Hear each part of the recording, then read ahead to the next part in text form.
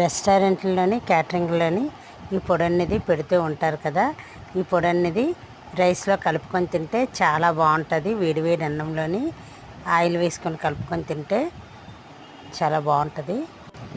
ఇది చాలా ఈజీగా ఇంట్లో ప్రిపేర్ చేసుకోవచ్చు. ఎలాగంటే మిక్సీలోని కొంచెం జీలకర్ర, వెల్లుల్లిపాయలు, తున్నుపప్పు అంటాం కదా, వేయించిన పుట్నాలు పప్పు, అది కూడా వేసి మనం మెత్తగా మిక్సీ పట్టుకోవాలన్నమాట. మిక్సీ పట్టాక దాన్ని పోపు పెట్టుకోవాలి. పోపుకి ఆవాలు, జీలకర్ర, పచ్చిమిర్చి, మీకు కావాలంటే ఎండుమిర్చి కూడా వేసుకోవచ్చు. అందులోనే కరివేపాకు వేసి బాగా వేగనివ్వాలి. పోపు అనేది బాగా వేగిన తర్వాత కొంచెం పసుపు, రుచికి తగ్గ సాల్ట్ వేసి అందులోని మనం ఇందాకలా ఆడి ఉంచుకున్న పొడిని వేసి 2 నిమిషాలు అనేది బాగా వేగనివ్వాలి.